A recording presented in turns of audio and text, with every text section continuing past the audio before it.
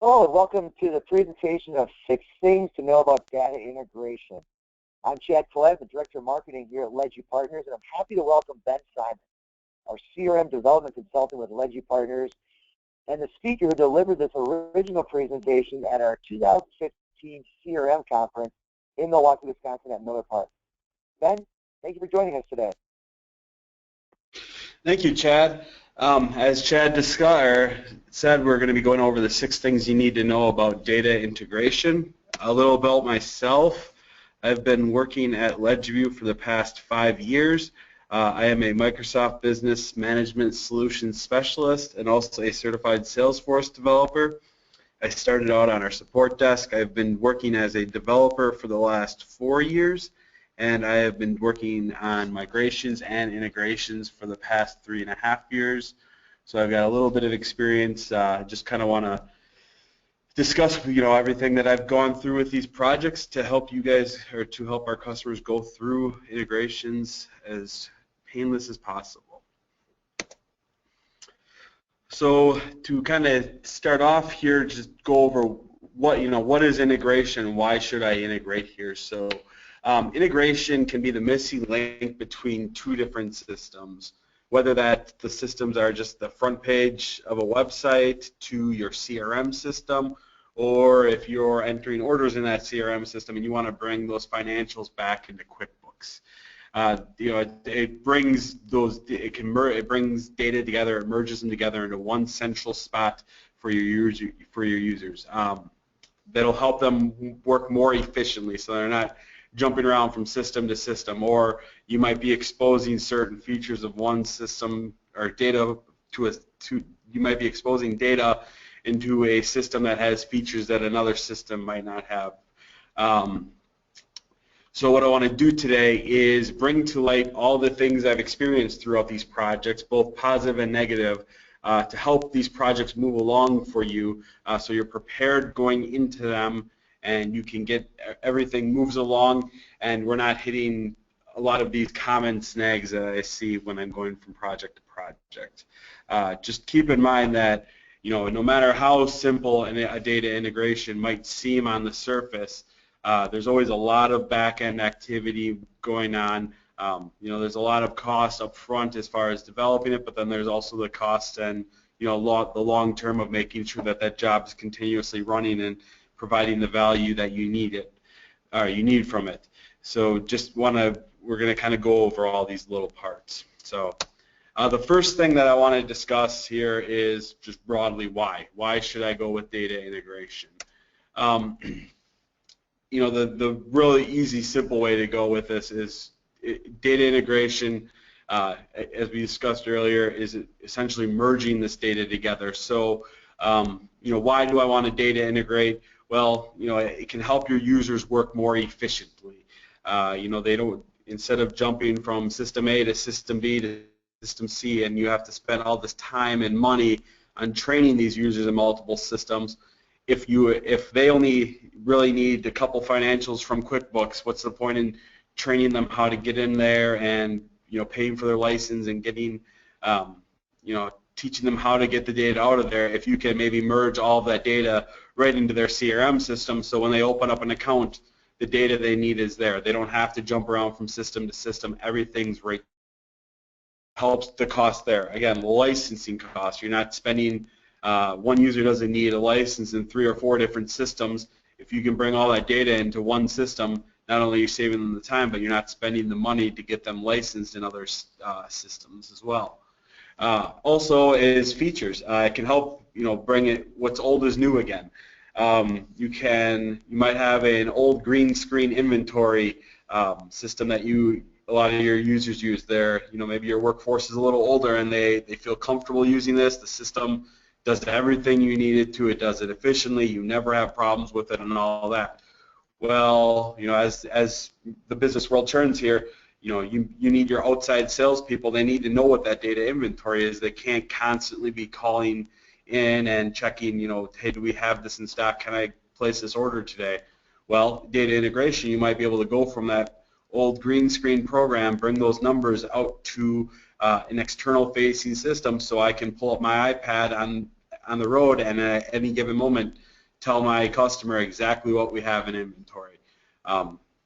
So just a couple instances of why you would want to integrate. Really, at the end of the day, it's all about value. You know, what we're bringing, or what this data integration is going to accomplish? Is it bringing value to the business? This is an example. At LedgeView, we have an oil and gas solution. So we, obviously we sell our customers a CRM solution. They're able to bring all their accounts into the system. One of the big features that a lot of our customers like is they have all the, this brand new shiny system with all their customers in it, but they also have another database of all this historic sales data for them. Well, we integrate that data with this new CRM system for them, so they're in CRM, and not only do they have all the contact information and all the opportunities for that account that they're working on, but they can go to an iframe and they can see this a report that says, what have they done with us recently? What are they ordering from us currently? This particular slide here is broken down by segment, so business segment. It also has goals on it. So here's this example would be they're doing just shy of $200,000 in lubricant sales. It kind of gives you shows you where they are as far as in relation to their quarterly goals. So again, you're merging data, you're bringing sales data into your CRM, so everything's in one spot for viewing. So kind of the opposite of why should we integrate is why shouldn't we integrate? I've gone through a lot of customers. One example I like to use is they've come to me and they said, hey, we have this existing integration system. We need to improve it. We need to add some new features. So I'm looking over their integration, and at the end of the day, it's not really even running for them. So integrations are nice, but if you're not using it, if you're not seeing the value out of it, what's the point of going through and setting up an integration? At the end of the day, there's one thing you're going to hear a couple times through this presentation today is integrations are not the cheapest thing in the world. They can be, there's a lot of money up front to develop them. There's a lot of resources that you're going to have to stick into them. There's a lot of resources and time that you're going to have to stick into maintaining them and making sure they're always running. So at the end of the day, you need to be getting value out of this integration. Don't just integrate two systems because, well, it makes sense that, why wouldn't I want to bring my invoices out to my CRM system? If there's a value to it, if there's a point to it, again, are your users going to be working more efficiently? Is it available to more users this way? Then absolutely, that's a value. Let's go ahead and move forward with this integration. But if there's no true value, you're going through a lot of time, money, and headaches to do something that maybe isn't really worth it for you at the end of the day. The second topic I want to cover today is identifying your needs. So this is the what, the where, the who, and the how. So the first thing is what? What am I integrating? This is basically defining those systems that you need to bring together. As I kind of gave you in examples before, are we doing QuickBooks to GP? Are we doing web page to CRM? Our example before, back-end sales data into CRM. It's identifying all the different pieces of data and what's all coming together. Not only is this identifying the databases that are involved here, the systems that's involved here, but what parts of those systems are involved here? Is it, let's just say I'm integrating QuickBooks to GP. So am I going to be bringing in just everything, or is it just going to be invoices, or am I only looking at accounts and invoices? Identify all the parts you need to bring together, not only the systems, but those parts, and where are invoices and QuickBooks going to in GP? Make sure you identify all those pieces. And another thing to keep in mind at this point too is the more systems you want to bring together, the more data you want to bring together, that's the more resources that you're going to need, that's the more time that the integration is going to take to develop. So keep all this stuff in mind when you're bringing this together. Maybe you only need to truly need to integrate a couple items. You don't need to do a full-on account contact opportunity integration here. So The next topic is where. Where is this data? So, this kind of addresses making sure that all the systems can talk, because truly at the end of the day, that's what an integration is. This data needs to see each other so we can move it from point A to point B. So a couple examples is, obviously a very big buzzword now is in the cloud. So is this data stored in the cloud for us? Is this something that we have internally on a database sitting in our server room? Do we have a third party that's hosting this for us? All these things you need to think about for a number of reasons. Basically, again, you have to make sure all this data can talk to each other. So even if they can't directly talk to each other, this is where some of your design time is going to be figured out if we need to set up temporary databases so to get everything working properly. Also, at the where is the data is nice, because if you are using a third party, this is going to help out with what actually is our next topic, is who's involved. So if you have a third party that's hosting this for you, you need to get them involved. We need to get access to that system. You have to think about all that stuff. A lot of the cloud-based servers or services that host for you, you might need another set of credentials to get out there. So all this stuff is things you want to consider. Not only where is the data, but what's it going to take to get out there, and what licenses, or are there limits on a lot of these cloud services. Again, they might have 1 million records per year that you can move in or move out. So things that you all want to consider.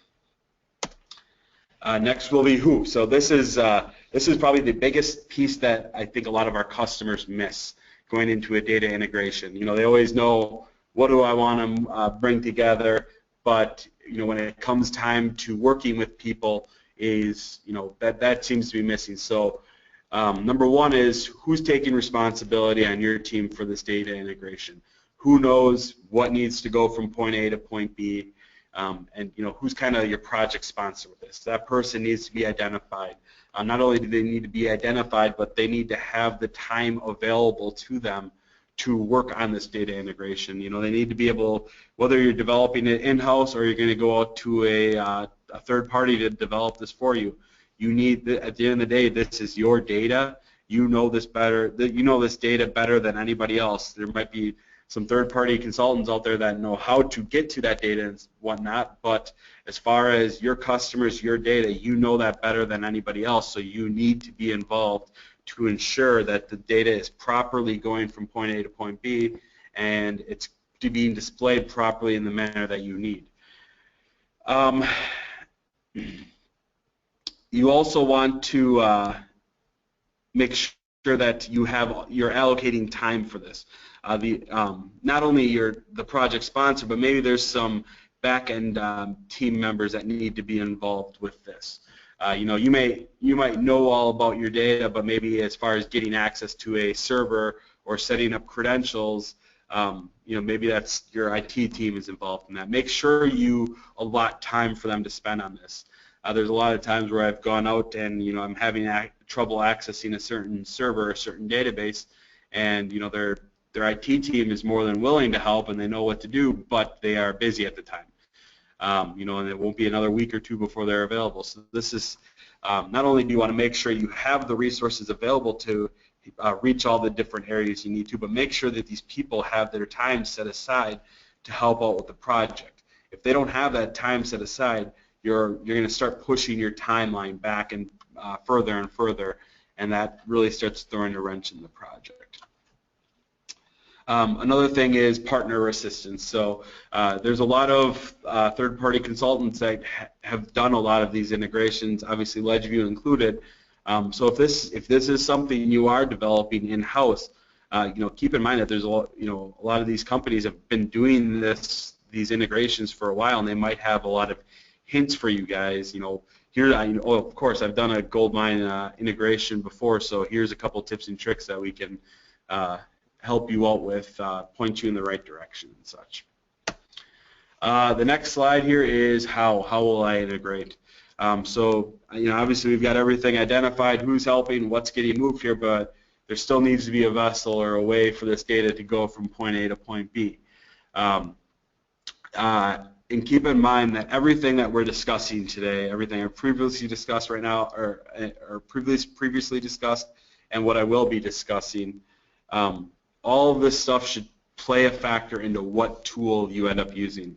There's some tools out there that cost a little more money up front, but they have a lot of monitoring services built into them. So there's a nice. So if monitoring is important to you, that's nice. If there's some times where a lot of companies have their own IT team. They've written a lot of SSIS jobs, so maybe you just need help getting that SSIS job working with your system. But as far as maintaining it, these people know SSIS, so maybe they can maintain it. Well, SSIS jobs are a little cheaper to start up and develop, so maybe that's the way to go for you. So just keep all that in mind. You're going to have to pick your tool here. I've personally been using the two tools we use a lot with Dynamics CRM is Scribe and SSIS, or Kingsway Soft, which is a connector for SSIS to get into CRM.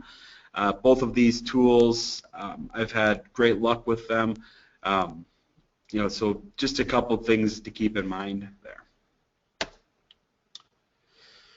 All right, next is determining your data path. This is direction. So, basically you can get really simple or really complex at this stage. So the first example I'll kind of lead it off with is a one-way integration. So this is kind of what I've been using in a lot of my examples, and probably the most common integration you'll see out there is just a simple one-way integration. So we start at point A, and maybe it's just a web form that's capturing contact information, and we're pushing it into CRM, and that's done.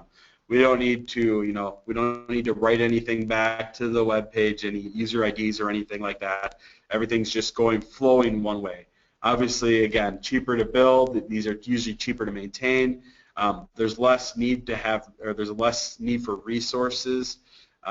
It's not so much for the trouble for the hardware to handle that. So, like I said, probably the most common integration that we see out there. An example, kind of what I said, is you have a web form. Someone comes in, they punch in their first name, last name, the product they're interested in, hit submit, and then a CRM or a lead is created in your CRM system. So now they have your salesperson goes into CRM, they go into their leads, and they see all this data about someone that was on their website and how they get a hold of them, what they're interested in. That's I think probably the most common example of these integrations that we do. So the other direction there is the multi-direction here. So not only are we going from point A to point B, but we need to, maybe once we get to point B, there's a couple things that need to go off to a third system, or maybe we need to write back to the first system here. The important thing with this that a lot of people don't factor into their, the multi-direction integration is it's very nice, but it not only is costly to develop, but to maintain down the road. Not only, really at the end of the day, these are a little more complex, so you need somebody on staff that knows what's going on with these systems. They know truly, when event A happens, what's supposed to happen with that piece of data. Is it supposed to, what systems does it need to be going to? Where does it need to write back to? So, and then obviously if there's ever issues with that, the cost of fixing any issues, that gets it's a little more complex, so it takes a little more time to fix those issues. It's another piece of information here too is a lot of times there's going to be some arguments between which data needs to go which way. Just always know you have to identify a master system as well, so in case there's ever any issues, we know what overrides which system.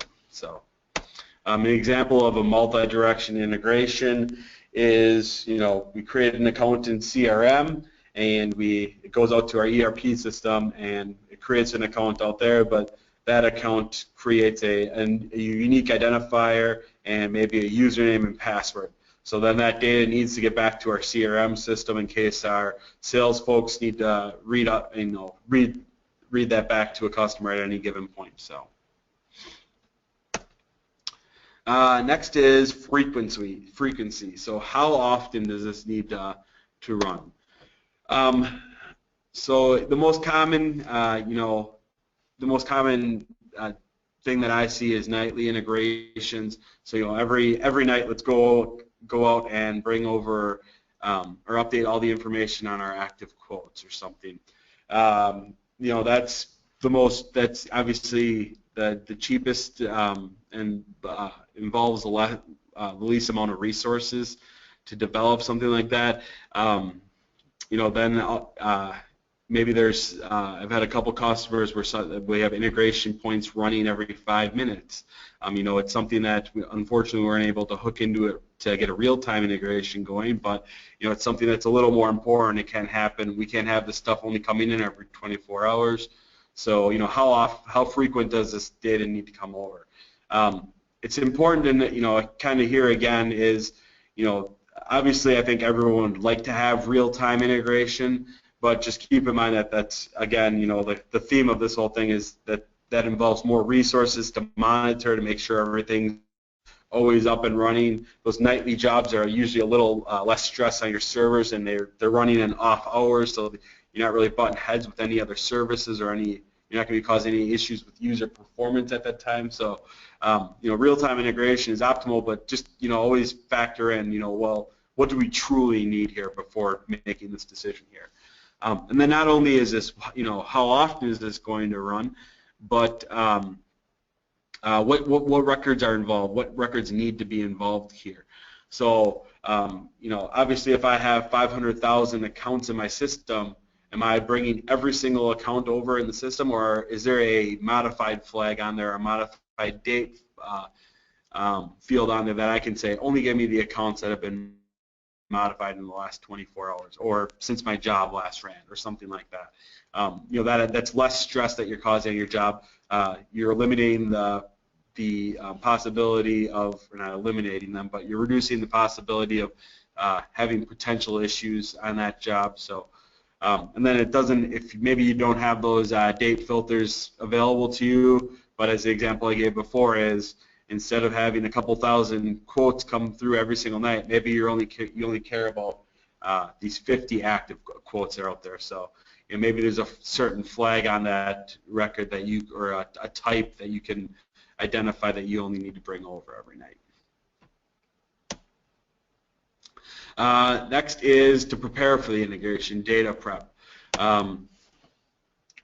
So this, as much as some people think it is, it's unfortunately data integrations isn't just a plug and play. This isn't something where you just hook up system A to system B and everything starts talking to each other. You have to really truly understand how data integration works. There's a logic to it. So you have to, if I have contacts in system A and contacts in system B, how are we determining if a contact's going to match up between those two systems? What are your keys? So is it as simple as we have a unique identifier that gives a unique identifier to each contact in the system, or do we have to maybe use name and address and telephone number to kind of identify or match up contacts from system A to contacts from system B? That's probably another thing that a lot of customers miss out on is they just give me 2 databases of users, but we need to be able to link these two records together.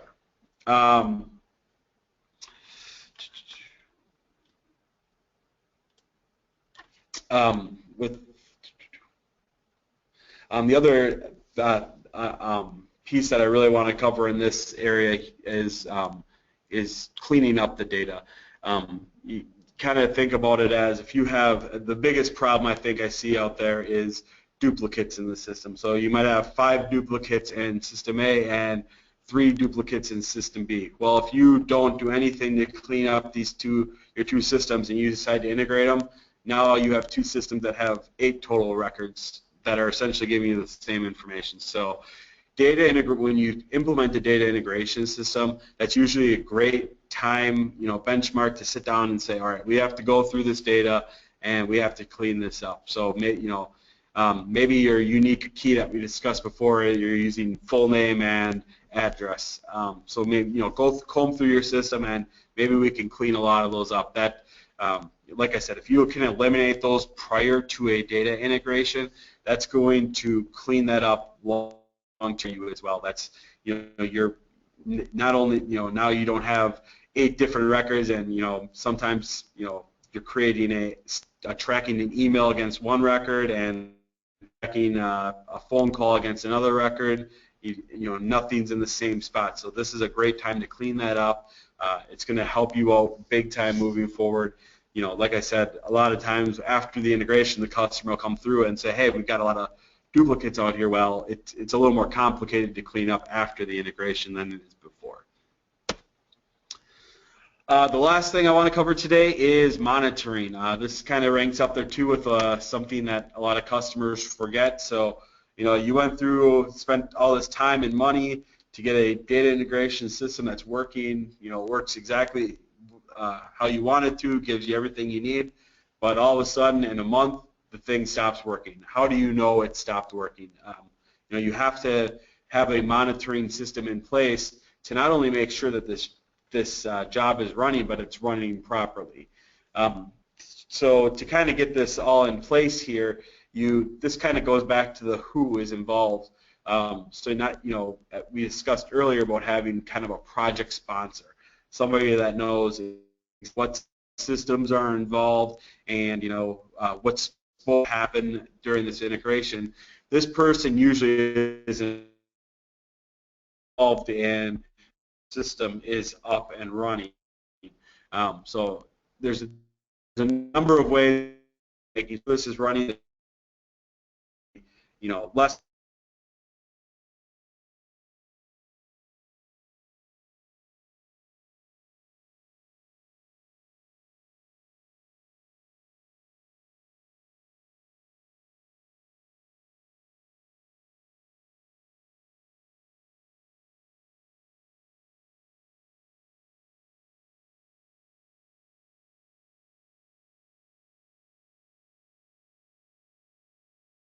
everything. Then they know to go out there and check on the job, make sure it's running.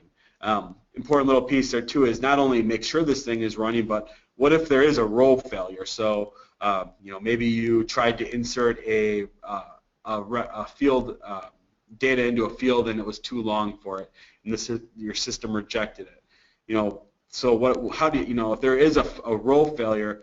How does the person who's responsible for monitoring this, how do they know which row failed, and how are they going to fix it? So again, this kind of goes also into the picking the right tool here. Is if this is very important to you, like I said, there's a tool like Scribe that does all of this for you right off the bat. Once you go in, you can just see exactly what happened last night, what failed and what didn't. If you're going with an SSIS job, this is stuff that SSIS is definitely capable of, but you have to manually set these jobs up itself. You have to go through and make sure you have an error database, and you have to get these notifications going. So not only are we being notified of the system maybe not working properly, but make sure that there's a helpful system in place that can say, this job failed because I couldn't connect to the database, or as I said, the string we tried to pass in was too long. So make sure not only are we getting information out there about possible issues, but helpful information.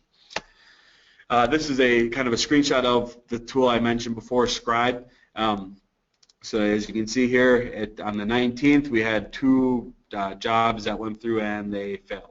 So they had rejected rows. So within there, you could double click on that and it pops up with some information about that, what failed, why did it fail, so on and so forth.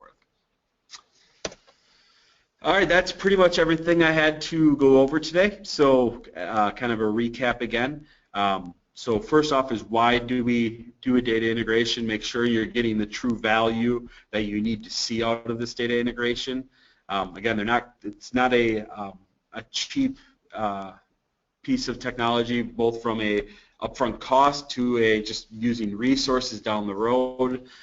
So make sure you're truly getting your value out of it. Defining your needs, what's involved, who's involved, what's the vessel that we're getting using to get the data from point A to point B.